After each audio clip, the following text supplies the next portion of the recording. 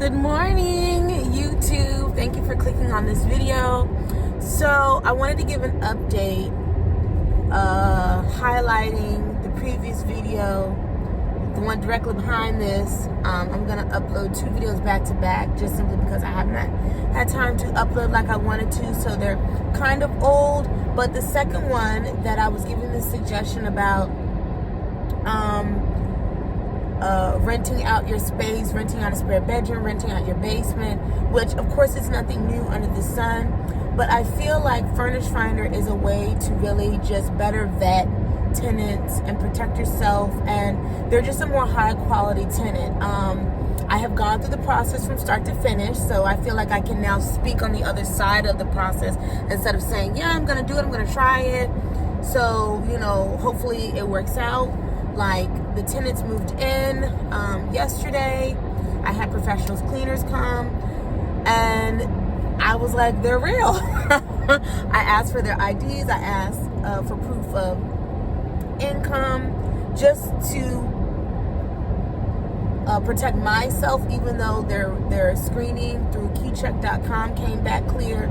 And after doing a little bit more research, this form of house hacking is actually a thing. It's called renting or rental arbitrage. And so basically you're leasing a property and then releasing the property. And of course you have to protect yourself between subleasing rules and things like that and laws, and just kind of navigating through that. But it doesn't hurt to try. It doesn't hurt to look at your state's policies or at your tentative lease and what you can do and what you can't do. I've noticed that for a lot of traveling healthcare workers or traveling professionals, they'll stay, for a couple weeks, 30 days, up to 3 months, which is really nice because it's just a little less turnover than Airbnb and some of the other rental sites out there for parties and get-togethers. The only times I've ever used an Airbnb was for a family gathering where we all wanted to be under the same roof and we didn't want to necessarily do the whole hotel thing. So it feels good to have recoup my money that I invested in this whole process, because I basically refurnished my townhome, hiring the cleaners, and I have the utilities still on, and I'm obviously still paying the rent every month.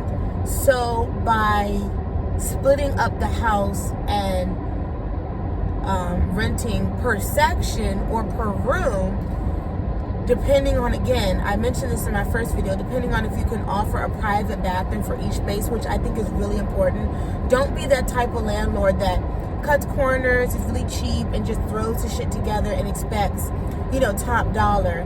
And I say that because it really felt good that I was letting them know, hey, I'm still tweaking things. I'm still wanting to do a little bit more while you guys are in here. So I'll be in and out, but I'll always text before I just pop in. And they were like, no, everything's beautiful and it really feels like a luxury place. And I was like, luxury? Oh my goodness. And they were like, no, yeah, because this is our fourth assignment. They're from Florida, and they've had some pretty disappointing places. And I was like, oh my gosh, and you would think that pictures are enough, and video tours are offering someone, hey, let's have a conversation. I can FaceTime you, show you a better feel of the space, or asking them, hey, what amenities do you need? What can I provide in my space that'll make you feel more comfortable? Now, if they say silk sheets and memory foam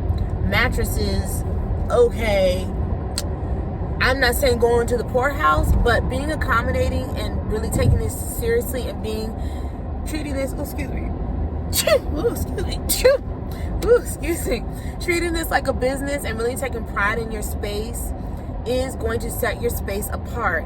I'm already a decor freak. I already like nice things, and I do it on a budget. I was down the rabbit hole of how to furnish your rental properties and things like that, and these guys are throwing out some big numbers, and it was both good and bad advice. No, I do not recommend furnishing your homes or your rooms with IKEA, Target, big lots, because a lot of that stuff is cheap and it's not going to last as long. I swear by buying quality pieces but secondhand. So you can buy an upholstered chair secondhand off of someone, get it professionally cleaned, and ask them, hey, is it pet free? Is it smoke free? Are there any tears? Does it need any repairs? Generally speaking, people are very honest about the quality of the furniture that they're selling, because they don't want to waste their time. You come out, look at the piece and be like, yeah, no, thank you. They're out of money, and again, they wasted their time, you wasted your time. People are willing to let something go for $10-20 and say, hey, no, it definitely needs to be repainted. It definitely has some wear and tear, but it can be refurbished. Or they'll say, hey, I'd like top dollar. I'd like $100 for this piece because it's hardly ever been used. It's in great condition. No kids, no pets, no stains. You know what I mean? So you're not going to have a lot of bad luck there, quite honestly. The only thing that's tricky with Facebook Marketplace, Craigslist, and sites like that is either getting stuff before it's sold super quick because it's just such a good steal, or pinning them down as far as availability.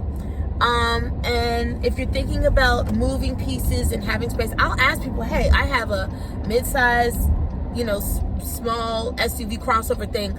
Do you think it will fit? Or, hey, could you shoot me the measurements? Or I will hire someone to pick it up for me. Or I will get my own U-Haul cargo van if I know the pieces are light enough, which it's been 50-50. I was lucky enough, and also too, do not forget to ask, hey, do you deliver for a fee?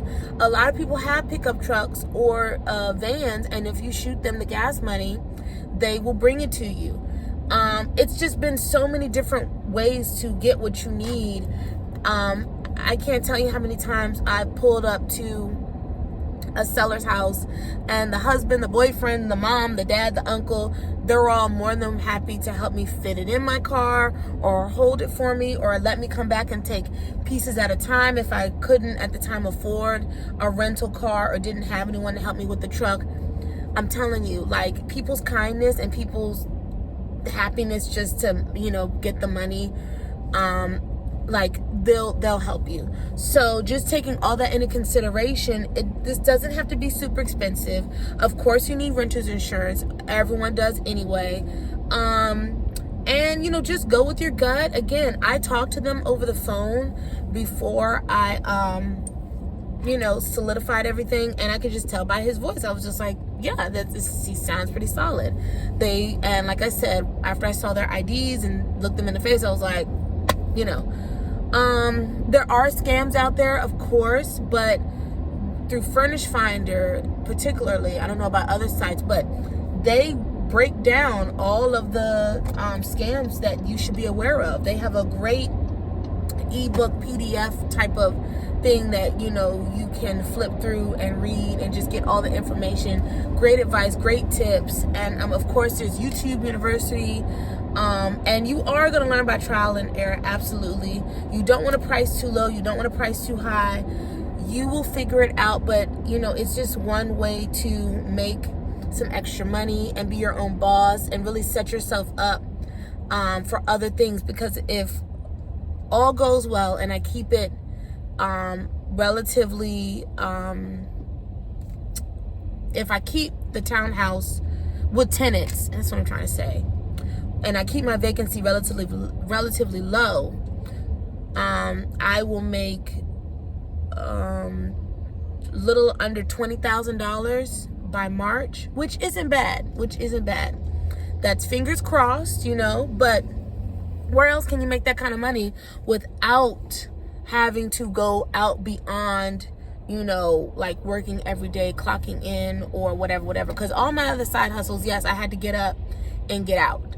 Whereas we all know that through Rich Dad, Poor Dad and all these other books about real estate, it's a way to have that passive income piece that is really like the golden ticket. So I hope that video makes sense. I hope that is encouraging. I was like looking all over the place in this video. But you get what I'm trying to say. If you guys have any questions or suggestions, I am like jitter off this coffee. I made it extra strong. If you guys have any things to add, I would love to hear from you. This would be a great live, but if not, I will talk to y'all in the comments. And until the next one, peace. Bye.